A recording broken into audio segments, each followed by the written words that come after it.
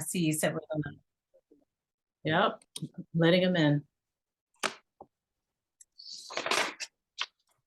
Good evening, everyone. Good evening and welcome. We are very excited to have you join us. We will be getting started in another minute or so, waiting for everyone else to join us.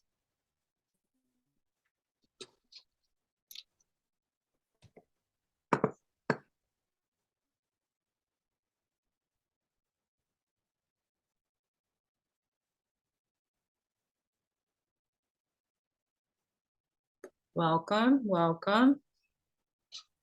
I have another minute on my clock here. He put all those transmitters and things in himself. Yes, he did. Electrical engineer, boffin par excellence. If I can have my tech team manage our. We can hope we get a decent night's sleep tonight. All right, I got it. I got it. Got it. Good evening, everyone. It's 7 o'clock. We're going to get started. Good evening. My name is Ellen Reeves. I am the Vice President of the Parliamentarians of Bucks County, and welcome to our January learning opportunity. We're very excited you're here. A few housekeeping before we get started and before I introduce our guest. Want to make sure everyone puts their information. If you are a credentialed member and seeking continuing education units, please put your credential and your information in the chat. Hold your questions to the end. You can put them in the chat in the meantime, but our presenter will be answering all of the questions at the end. We really like to begin our presentations with just some greetings from all of our honored guests and any credentialed dignitaries. Why don't I start first with our unit president, President Allen. You want to come off mute and bring greetings? I am happy to do that. So I'm glad to see everyone this evening. Welcome to PBC's first learning opportunity of 2023. I'm looking forward to tonight's topic and hope everyone has an educational opportunity here that they really walk away with additional information. So thank you again for joining us tonight. Thank you, President Allen. And we're going to get started with our presentation, and there'll probably be an opportunity towards the end if other credential dignitaries come aboard. But let's get started. Are you ready to assemble? So this is part 2 in a wonderful series being conducted by our guest presenter this evening, Miss Nikki Farrior, RP. Nikki is a licensed professional social worker in the Commonwealth of Pennsylvania. She currently works as a part of as a Impact Services Coordinator. I want to make sure I say that's like a mouthful. Impact Services Coordinator with the United Way of Bucks County. She's a charter member of our Parliamentarians of Bucks County. She's also a member of the National Association of Parliamentarians. She is also a member of the illustrious Zeta Phi Beta Sorority Incorporated, Alpha Alpha Omicron Zeta chapter, as well as Jack and Jill of America, Bucks County chapter. I could go on, but let me cut it short and let's get right to our presentation. Thank you, Ms. Farrior. Thank you, Ellen Reeves, RP. Good evening, everyone. Thank you for joining us this evening. So to preserve our my capacity here for internet, I'm going to go off camera, but you'll still hear me, so don't think it's a ghost. So I'm going to see if I can maneuver something here. Okay. So good evening, and thank you for attending tonight's learning opportunity. As Ellen said, I'm Nikki Farrior, and I'll be presenting on the various meeting types of a deliberative assembly, part 2. Next slide, please. So tonight's presentation is aimed at increasing our knowledge of the various business meeting types of a deliberative assembly. The objectives are for you to come away with a better understanding of what constitutes a deliberative assembly and what does not.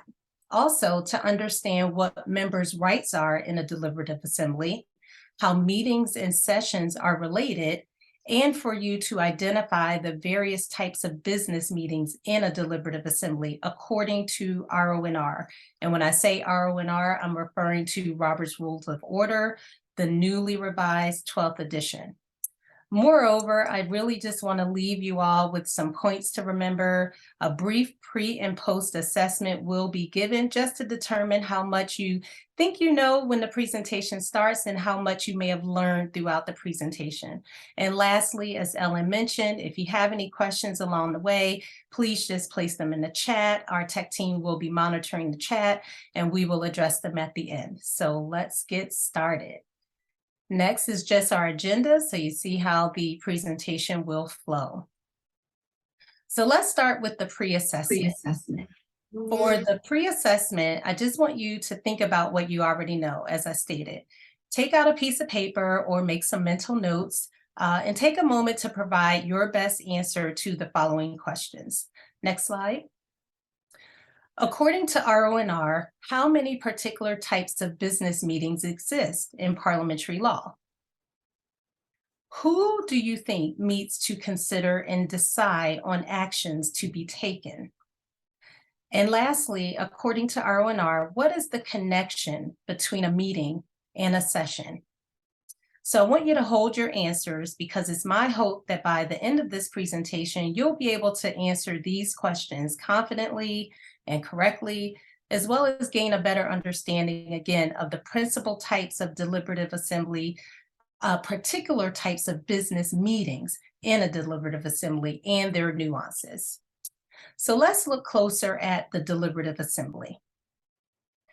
This is just a picture that I gathered right from the internet, just a small meeting in Athens, Greece. There were a group of people who were trying to bring in a new wave of deliberative democracy pre-pandemic. So a deliberative assembly is an assembly or a gathering of people for the purpose of unhurried consideration and discussion. That's just a fancy way of saying it's a group of people who meet. RONR defines it as a group of people having or assuming freedom to act in concert, meeting to determine in the full and free discourse, courses of action to be taken in the name of an entire group. Now that's a mouthful. So you can go back to RONR, the references right there so that you can read that for yourself. So that is the official definition of it. But as I stated, it's a gathering or a group of people who meet to take an action unhurried and provide discussion. The group typically meets in a single room or an area that's designated. Everyone has equivalent conditions during the meeting. And the core rule of a deliberative assembly is that you have, again, equivalent conditions where everyone can hear everyone, very important, and everyone can participate equally, very important. So you know that you are a deliberative assembly if you meet certain qualifications. So here are a few descriptors. If you meet to act together in the name of a group, you're a deliberative assembly. You make your decisions after thorough deliberation. That is, an airing of the pros and cons of whatever it is you're discussing. You're a deliberative assembly. Your meetings are held so that members are able to participate simultaneously in the discussion. You're a deliberative assembly. Are you seeing the pattern? Your meeting attendance is large enough that you need some formal structure to keep things on track and business moving along. You're a deliberative assembly. Does anyone know of any other descriptors of what would constitute a deliberative assembly? You could feel free to come off mute or put it in the chat. How about each member's vote counts the same? That's a deliberative assembly. Or how about you don't have to quit or resign from the group if you don't agree with the final decision? That's a deliberative assembly. Any others? Okay.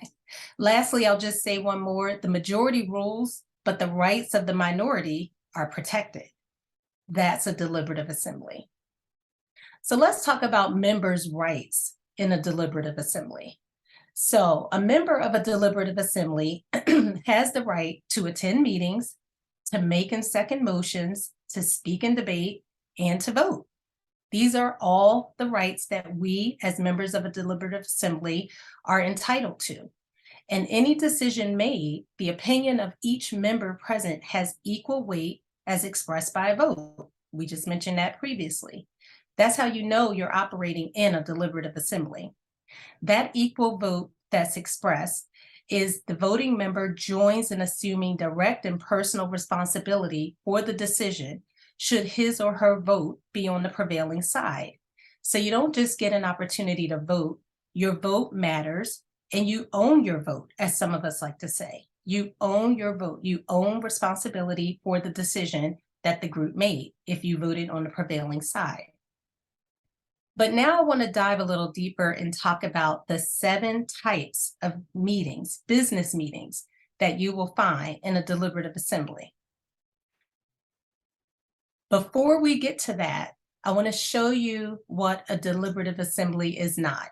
We went through descriptors of what a deliberative assembly is, but it's very important to understand what a deliberative assembly is not. And I think if I say that one more time, I'm just going to get totally tongue-tied. A deliberative assembly is not a group that attempts to conduct the deliberative process in writing. So when you're getting together with a group and you're having discussions and you're going back and forth through email or fax back in the day, we don't really use faxes now, or even postal mail, that is not a deliberative assembly. Also, an assembly that makes decisions by means such as those could cause many, many situations that would just be unprecedented in parliamentary law.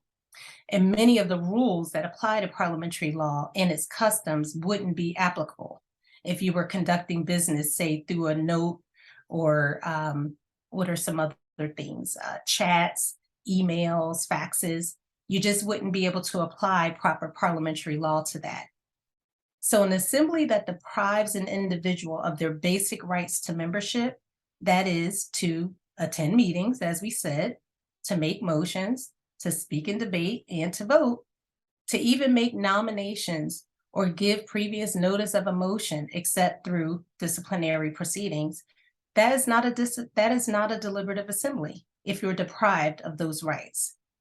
So if you want to just dive a little deeper, RONR, you can read the 12th edition, chapter 1 through 4, to get a greater understanding of what a deliberative assembly is and what it's not.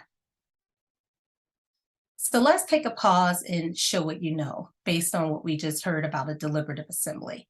You can put your answers in the chat. Again, our tech team will be monitoring the chat for us this evening. So let's go through a few little quick quizzes, and we're going to have a few of these pop-ups all throughout the presentation.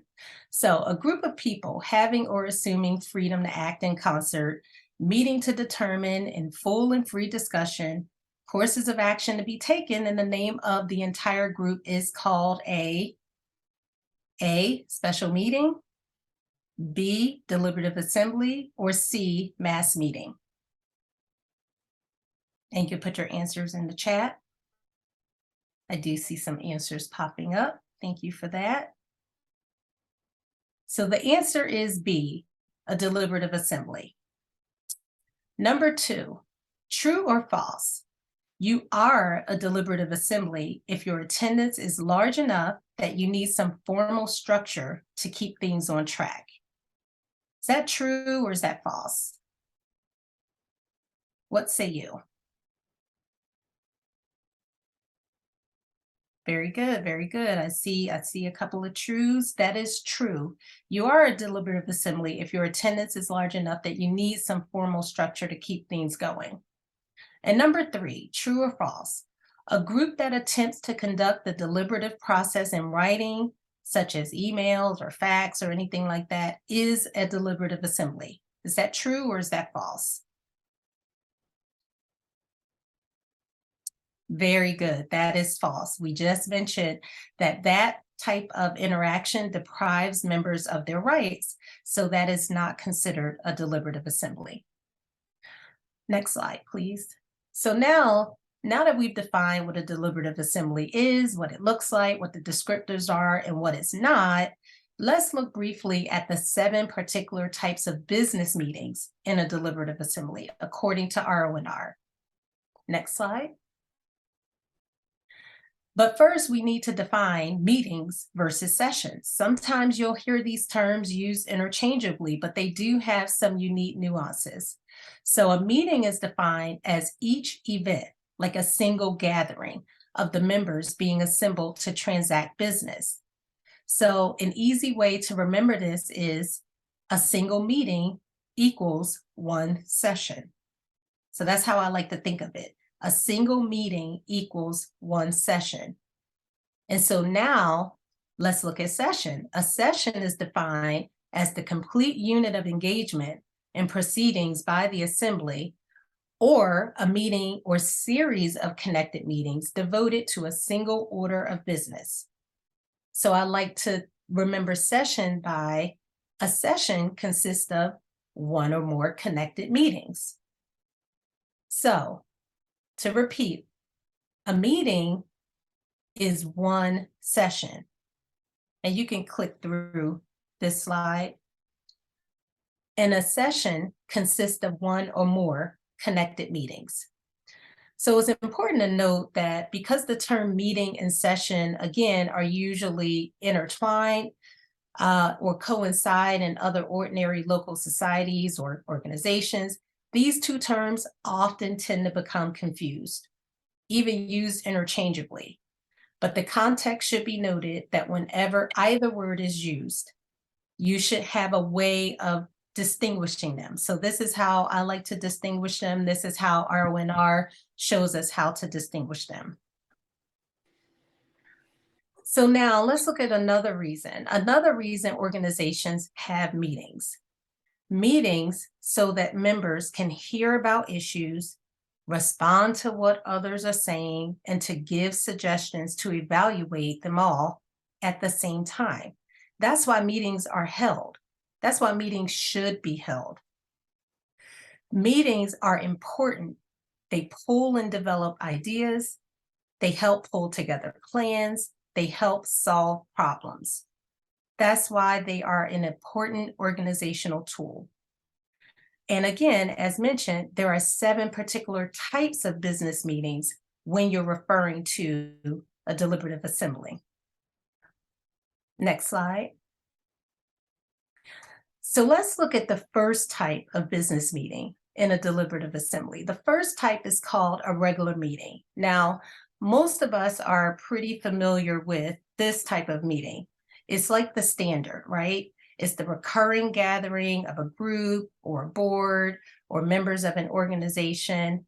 RONR defines it as a meeting that's held periodically according to the time stated in an organization's governing documents. So it could be held weekly, monthly, quarterly, etc. Regular meetings are also known as stated meetings. So that's just a little tidbit for you. Regular meetings are also known as stated meetings. So if you hear that term stated meeting, know that it's referring to what we would call a regular meeting. Next slide. So let's look at what's needed to conduct a regular meeting. First, the cadence of your meetings should be stated, as we said earlier, in your organization's bylaws. Now, this is not really part of our quizzes, but I'm just going to see if anybody knows. Does anybody know which article RONR places meetings? That's just like a little bonus. You could put it in the chat if you know. RONR does give us a template for how to lay out bylaws. You do not have to have them laid out exactly as such, but in RONR, meetings are placed in a particular article. It would be Article 5. Now, that doesn't mean that your organization has to have meetings in Article 5, but if you look in RONR and you look under bylaws, that's where you will see bylaws placed. I mean, that's where you will see meetings placed in RONR. So second, proper notice is also needed. Notice protects the members. I'm going to say it again, proper notice is needed for a regular meeting because notice protects members. So according to the Standard Code of Parliamentary Procedures written by Alice Sturgis, she writes, quote, "But if there is proof that notice is purposefully or negligently withheld from any member, actions taken at that meeting are not valid. The only variation from this rule is that a vote of all the members may waive the lack of proper notice." I thought that was very intriguing. You can find that in our AIP Code of Parliamentary Procedures for those who like to nerd out on parliamentary procedure like I do. But I thought that was really interesting because that gives you a way around notice, but it really does state why notice is needed. And then third, the time between regular meetings is also important because some motions that may come up during regular meetings are affected by the amount of time that elapses between regular meetings. Does anybody have an example of a motion that may be affected by the time that elapses between a regular meeting? I can think of one off the bat, but I know there are more than one. Yes, thank you, Ellen. That's the one I was thinking of, lay on the table. We're in another organization and we just had a conversation about that particular motion. The amount of time that passed between regular meetings elapsed, and so that motion fell to the ground. So that's why time between regular meetings are very important to state. Next slide. There are also some advantages to having regular meetings. So number one, they save you time. So when a communication rhythm is established, or meeting cadence, as I like to call it, is established, information moves through the organization more accurately and quickly. It helps an organization work productively and helps an organization address issues in a more timely manner. So number two, they reduce hassle. It often takes longer to set up meetings than it does to hold them. Imagine that. Pre-scheduling regular meetings act as a placeholder in everyone's calendar. That thus reduces hassles. I think we all could raise a hand on that one. And number three, they make it easier for you to attain your goals. Regular meetings allows for important discussions to unfold around new opportunities, strategic concerns, bottlenecks, or anything else that may arise to ensure your organization stays on track to achieve its goals. So regular meetings have advantages. Next slide. So now let's do another little pop-up. Let's show what you know. So number one, a blank consists of one or more connected meetings. Let's see your answers in the chat.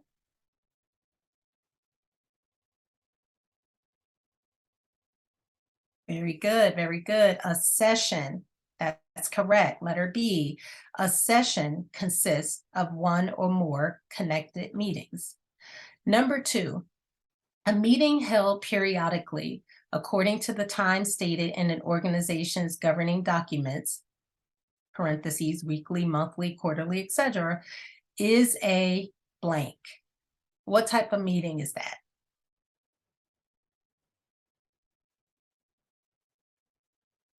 Very good, very good. It is a regular meeting.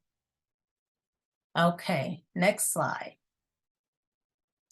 So now let's look at the second type. The second type of business meeting in a deliberative assembly is called a special meeting. Special meetings are also known as called meetings. RONR defines a special meeting as a meeting that is held outside of the regular meeting schedule to discuss specific matters stated in the notice or the call of the meeting. So a special meeting is normally concluded in a single meeting unless it schedules an adjourned meeting, and we'll look at adjourned meetings in a little bit. Special meetings are often called to deal with issues that just cannot wait until the next regular meeting. Next slide. So let's look at what's needed to call a special meeting. The precise method for calling a special meeting really should be provided for in your bylaws. And the bylaws should explain also who can call the meeting. Very, very important that that information is in that particular governing document. The notice should include the time, the place, and the purpose of the meeting. Again, this protects the members' rights. Notice should also include the limits of what can or cannot be done, so members know exactly what to expect at that called meeting. And lastly, motions dealing with conduct of the meeting are still allowed at special meetings, understanding that procedural motions can still occur, like the motion to adjourn or limit or extend limits of debate, etc. Next slide. So the third type of business meeting in a deliberative assembly is called an annual meeting. An annual meeting is defined as a meeting that happens once every year in which a company or an organization or a deliberative assembly discusses the past year's activities. It is typically held at a specific time each year and is often defined in two ways. It's either a meeting that occurs once per year and serves as the only meeting of the general membership of that organization, or a meeting that occurs once per year in which the general membership elects officers, they may approve minutes, provide reports, transacts other business of the assembly held at that specific time each year. Annual meetings once per year, the minutes are not held over from meeting to meeting, and the time is often used to vote on critical issues of the organization. So that's what annual meetings, the time at annual meetings are usually used for. But certainly there are some organizations where they only have an annual meeting. And so that's why it's kind of seen in two different ways. It could just be the only meeting of that general membership or that general organization, or it could be that annual meeting where all the big stuff occurs. So some of us are in organizations that have annual meetings, that we're required to attend annual meetings, and that we know exactly what's occurring at those particular annual meetings. Next slide. So we mentioned this just briefly earlier. So we're back to adjourned meetings. So this is the fourth type of business meetings in a deliberative assembly. And an adjourned meeting is a continuation of another meeting versus a meeting that has been adjourned. So I'm going to say that again. That's a little bit of a tongue twister. An adjourned meeting is a continuation of another meeting versus a meeting that has been adjourned. I know for a fact there are some, myself included, who really did not understand the nuance between that sentence. Well, if it's an adjourned meeting, isn't the meeting adjourned? No, it's not. The chairman may adjourn the meeting for any reason. So if you're in a deliberative assembly and your chair adjourns the meeting, yeah, meetings can be adjourned. But at any state during the meeting, that can happen unless the body dissents or objects to the adjournment. That could happen too, long as a quorum is present. Sometimes additional notice may not be required for an adjourned meeting, but as we stated earlier, because notice really protects the rights of members, it's always best practice to still provide notice. RONR actually does not state additional notice is needed for an adjourned meeting. And that's because the continued meeting, which adjourned meetings are often called, is legally a continuation of the previous meeting. So it's not really a separate meeting. It's a continuation of the previous meeting. But state statutes might require notice to members regardless of that fact, depending on the type of group or organization that is holding that adjourned meeting. So that is just a really important tidbit there. State statutes might require notice regardless if RONR says notice is needed or not. And that's depending on the type of group or organization that's holding that adjourned meeting. So for those of you who were at my very first presentation, it's imperative to know those hierarchy of rules. because the number one rule in the hierarchy of rules is the law, and state statutes would fall under that. And the law would trump RONR. So back to adjourned meetings. This type of meeting follows the agenda from the original meeting. Again, it's not a separate meeting. It follows the agenda from the original meeting, typically beginning exactly where the prior meeting finished. And it's also important to note that though adjournment at the call of the chair does not end the session, when applied to an adjourned meeting, if another meeting to continue the same business or order of business has been set for a definite time, the meeting continues.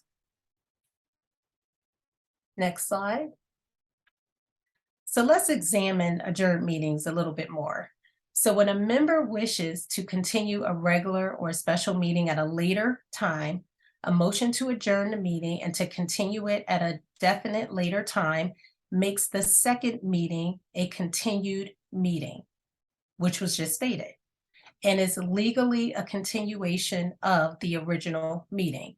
You kind of pick up right where the last meeting left off. Again, that is why some refer to an adjourned meeting as a continued meeting.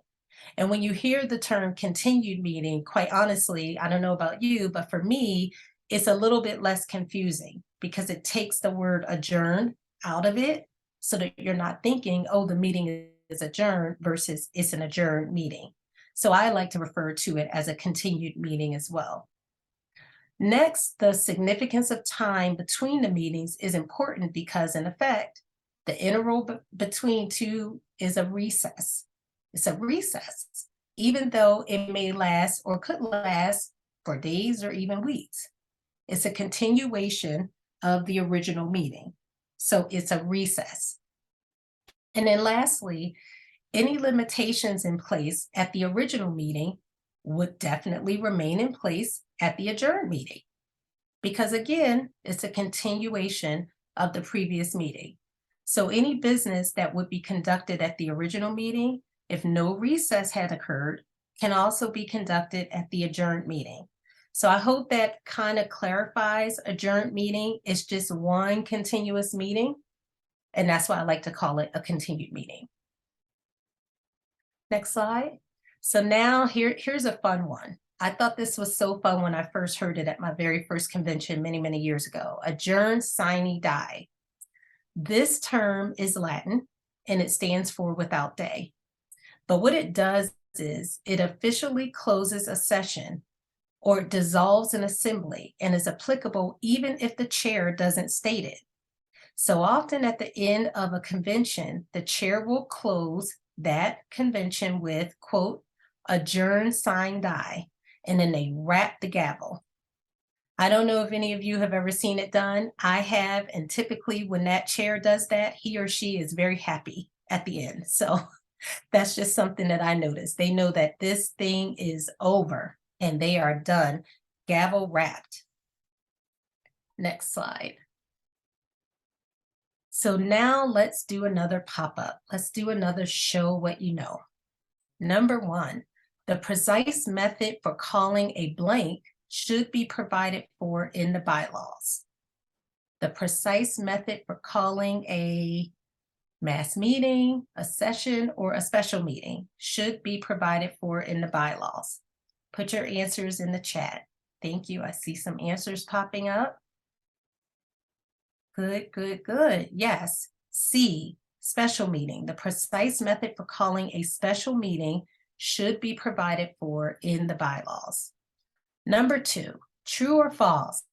The bylaws should explain who can call a special meeting. Is that true or is that false?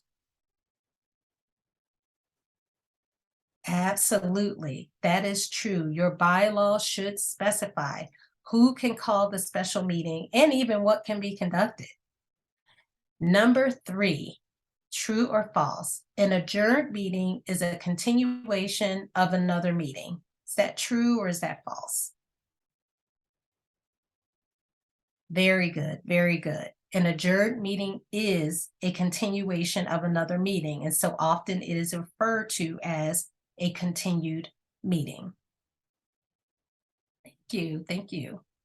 Next slide, okay.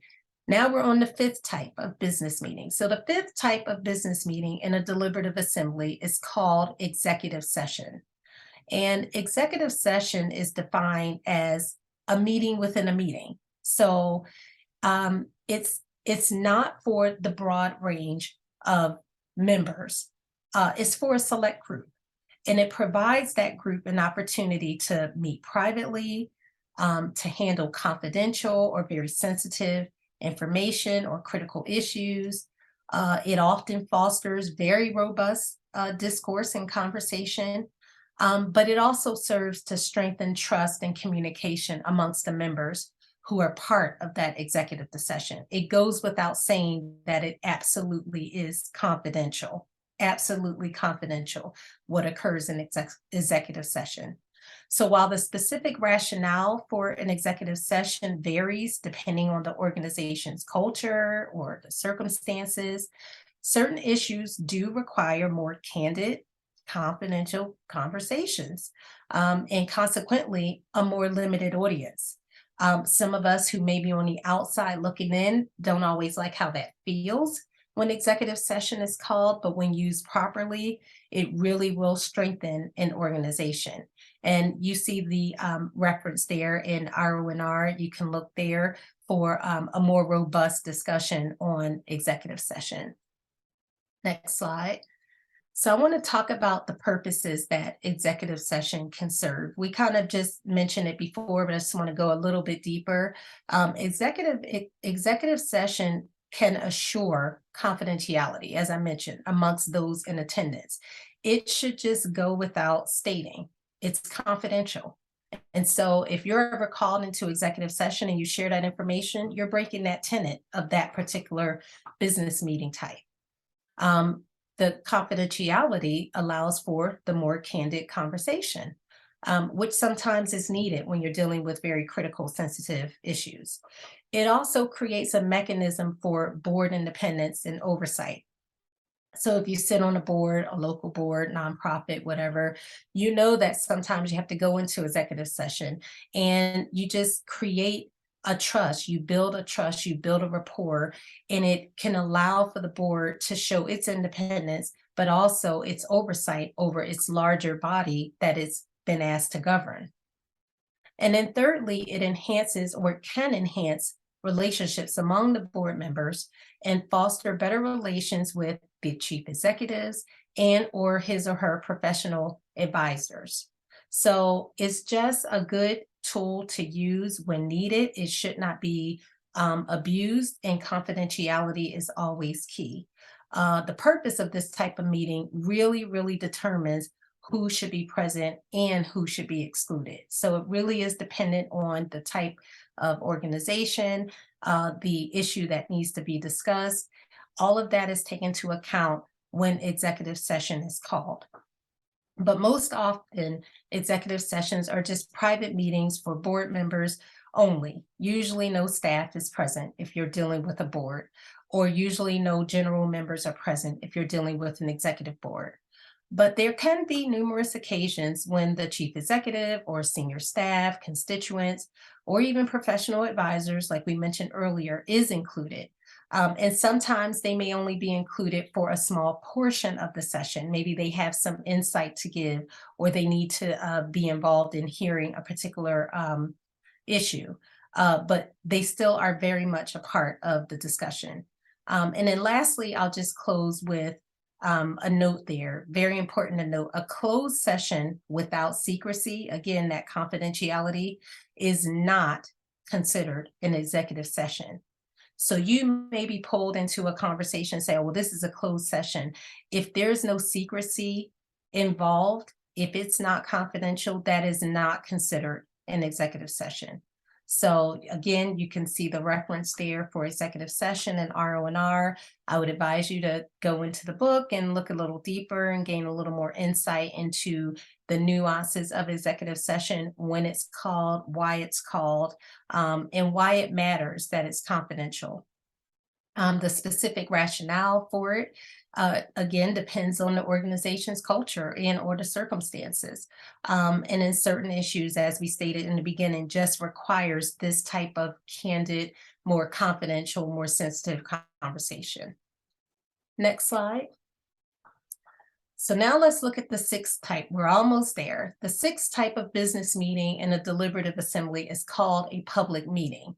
And public meetings are meetings that are just that. They're generally open to the public. RONR defines it as it's open to the public where members and non-members alike can attend. And some examples of these types of meetings include things like school board meetings. If any of you live around a school board, I live in a very robust school board district. We've unfortunately been in the news for our school board.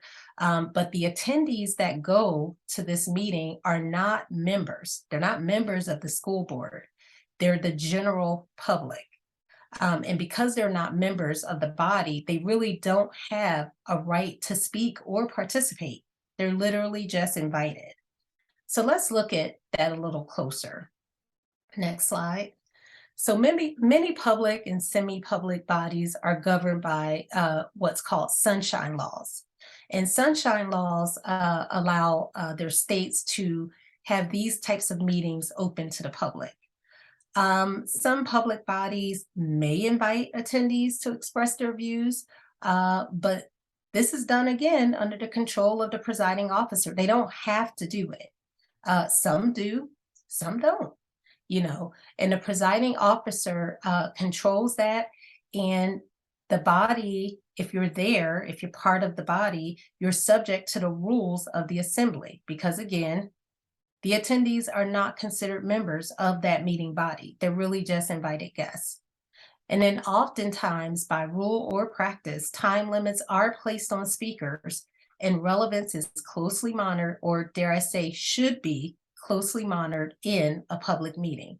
Otherwise, and I've seen it happen, these types of meetings can turn into a battle royale. So public meetings, a good example again, are school board meetings. When you think of them, think of public meetings. That's really what they look like. They are very familiar to most people.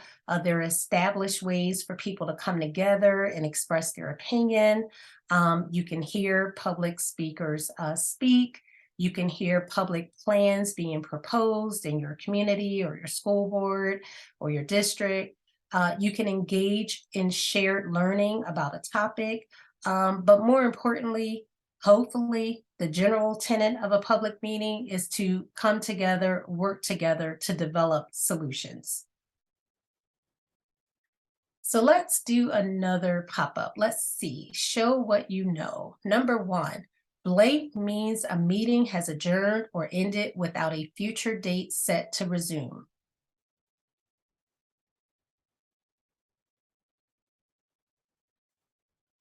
Very good. I thought I made that one tricky, but I couldn't pull anything over on this group. Very good, very good. B, adjourn sine die means a meeting has adjourned and ended without a future date set to resume.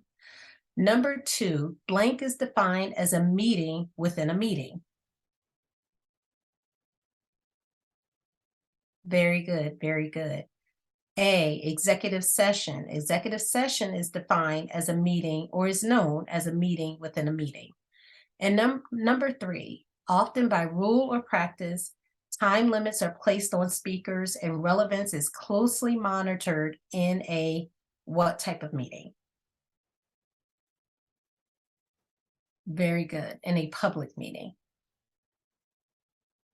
Okay, so now we're on our last and final type of business meeting. The seventh final type of business meeting in a deliberative assembly is known as an electronic meeting. It is defined as a meeting that occurs in a non-traditional setting. Typically, it's held over media or using audio or video or computer-based communications. You see the RONR definition there on the screen. Many deliberative assemblies, many organizations that many of us serve on, we're already using this type of meeting one way or the other. which can serve or as an alternative to face-to-face meetings. But several others had to do a quick pivot when the pandemic hit, because the law prohibited face-to-face meetings during the early time of COVID. And remember, the law is the highest rule in the hierarchy of rules. So even if your bylaws say one thing or RONR says another thing, if the law says you can't do it, you can't do it. Next slide. So what's needed to conduct an electronic meeting? Here are a few things that are needed to conduct an electronic meeting, to conduct a successful electronic meeting. Number one, it really needs to be authorized in your bylaws. And as we mentioned with that hard pivot, some organizations have to quickly change their bylaws because some may not have even had electronic meetings in their bylaws. So it's advisable to, when you have this in your bylaws, to also adopt additional rules pertaining to the authorization of electronic meetings, such as members' rights, participants' rights, voting rights, etc. When you make this kind of change, this kind of pivot to this type of meeting, you have to account for all the things that go with it, the members' rights, voting rights, etc. Number two, the call of the meeting must also include an adequate description of how to participate in the meeting, like the dial-in number, if it's a conference call, or the Zoom link, if it's a Zoom, or the Google Meeting link, etc. The call of the meeting has to include that. Otherwise, people won't know how to join the meeting. And again, that goes against members' rights. Number three, regardless of the technology used, the opportunity for simultaneous oral communication is essential to the deliberative character. That is right out of RONR. You have to have equitable audio and equitable visual for all members in order for members' rights to be protected.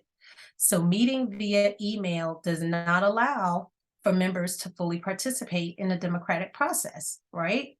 Because it's not close to a real-time medium such as video or audio or teleconferencing. So we said earlier in the presentation, one of the reasons why email, going back and forth over email doesn't really constitute a deliberative assembly, is because members can't fully participate. If I don't check my email to the end of the day, then I've missed out on all of the communication. How am I fully participating in that exchange? I'm not.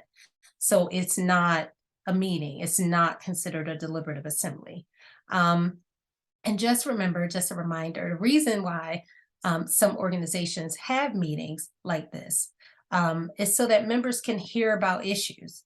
Members can respond to what other people are saying in the meeting.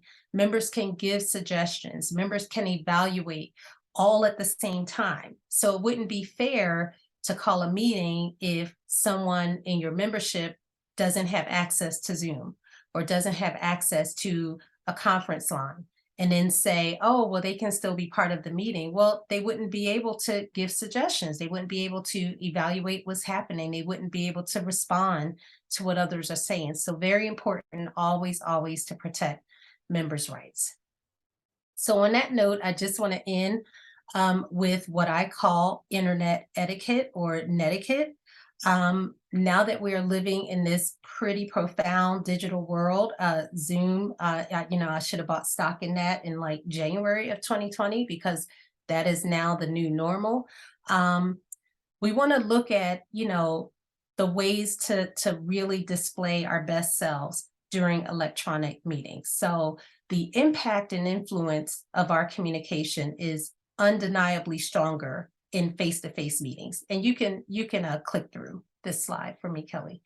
It's just undeniably stronger in face-to-face meetings because all senses are engaged as compared to interacting virtually, where we lose 2 or 3 of those senses. Like right now, you're losing me. I'm trying to preserve internet while presenting, and so I'm not really able to look each of you in the face, and then we're also sharing a screen, so not able to see you all, and you're not able to see me.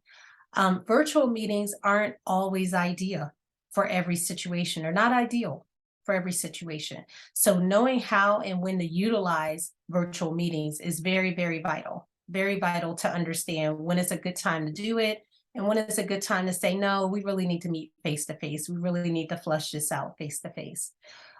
Meeting etiquette and practices should adopt and adapt accordingly to make the most of the virtual medium being used. So if you have to do an electronic meeting, you then have to adjust the etiquette and the practices so that you're making the most of that time, that electronic time, because it's still precious. And then we have some more on the next slide. Video conference meetings may need to move at a slower pace. We are timing our presentations when we do these, but no doubt that when you're over a video, they move at a slower pace because people may not have the same speed of internet due to power surges or geographical locations. There just may be natural delays in the network. You just never know. You should always, always, always, always assume, I should have highlighted that and made that one dance on the screen. You should always assume when you enter or are present in a room for a video teleconference, your mic and camera are hot. You should just always assume that they're live to other locations. Be mindful of your background. Be mindful of your appearance. Be mindful of if anyone else is in the room with you, if anything else is going off in the room with you. The host may not always mute you upon entering a virtual meeting, so be mindful. Next, try to maintain eye contact when you can. It is very strange on Zoom to try to look at the camera, which would give that eye contact, but also look at the screen at the people you're talking to, which is what you're normally doing. It's just on Zoom, when you do that, you're not really looking at them, even though you're looking at them, if you know what I mean. But it actually simulates face-to-face conversation. So it makes it a little more face-to-face feeling when you're able to do that. Certainly you're not always able to do that. I'm not able to do that right now, but when you're able to do that, it can make a difference. And then minimize side conversations. That kind of just goes without saying. You just don't want to have distracting sounds or conversations near you while you're on a video call or video meeting, or even on a conference call. It can dilute the message of the presenter. So the person that's presenting at that time, if there is a whole bunch of noise going on different Zoom boxes or different conference lines, it just dilutes the message. But I think these are all great tips to help us continue navigating the virtual space, because I don't see us going back to not using virtual meetings and electronic meetings. And we're certainly using them much more than we used to. So to read more about and get more in depth on electronic meetings, just refer to RONR 12th edition, chapter 9, 30 through 36. So let's do another show what you know. We're almost at the finish line. So number 1, the call of the blank must include an adequate description of how to participate in it. The call of the which meeting? Very good, very good. The call of the electronic meeting must include an adequate description of how to participate in it. Sure, or else you won't know, and then your rights are not really being fully utilized and protected. Number 2, true or false? Virtual meetings aren't ideal for every situation, so knowing how and when to utilize this approach is very vital. True or false? Very good, that's true.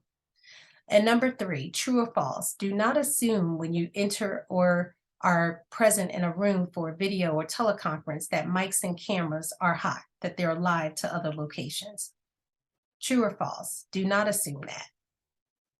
False. You should very much assume that, because typically they are. And so I know for me, I like to click that button and go right to the mute because I just assume that I'm always going to be live. So now let me just leave you with a few points to remember. Next slide. You can click through. So let's go through. A meeting, we see what it is defined as a single gathering. A session, we know now, consists of one or more connected meetings. A regular meeting is also known as a stated meeting. Next slide. A special meeting is known as a called meeting. An annual meeting can occur once a year. serve as the Assembly's only meeting sometimes. An adjourned meeting terminates the session until another time. Next slide.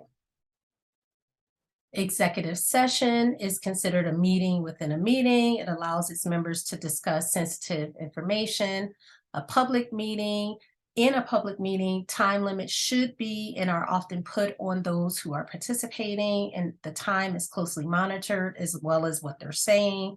And the notice of an electronic meeting should include adequate description on how to join. So just remember, and we stated this earlier, and I just want to state it again, because sometimes I can fall prey to this, especially at work. The exchange of an email message or multiple email messages by members, in some ways might constitute an open meeting, but it really is not considered a meeting. It's not considered a deliberative assembly. However, passive receipt of electronic mail or email doesn't automatically constitute. It doesn't. One outside person contacting, say, like a county board of members or city council member doesn't satisfy the definition of a meeting. That's you contacting someone. That's not a meeting. You may say, oh, I had a meeting with my state rep. That's not a meeting. Rather, a meeting involves a gathering in person or by electronic means of a majority of the members of any organization where deliberation is happening over an issue. Next slide. So now let's wrap up with our post-assessment and let's show what you learned. Now, once you put these answers in the chat, according to RONR, how many particular types of business meetings exist in deliberative assemblies? We just went through them all. How many? Very good, 7. There are 7. Number 2, who meets to consider and decide on actions to be taken? You just put your thoughts in the chat. Who meets and decides on actions to be taken? Very good. The members, the assembly, the body, the group of people, all of those are correct answers. They are who meet to decide on actions to be taken. And then number 3, according to RONR, what is the connection between a meeting and a session? What is the connection between a meeting and a session?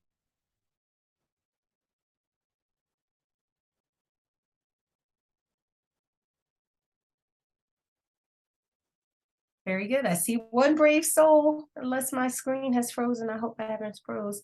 A session may consist of one or more meetings. Very good. A session may consist of one or more meetings, or a series of connected meetings is called a session. So I thank you all. Here are some of the resources that I used to put this presentation together. I tried to put the references on each of the slides. Oh my gosh, let me see, there we go. I tried to put the references on each of the slides so that if you were taking pictures of the slide, you could easily circle back to RONR. Next slide, here are some of my professional and service organizations where I provide my time, my talents, and my gifts, the gift of time to all of these many organizations. And if there are any questions, I would be happy to field any at this time.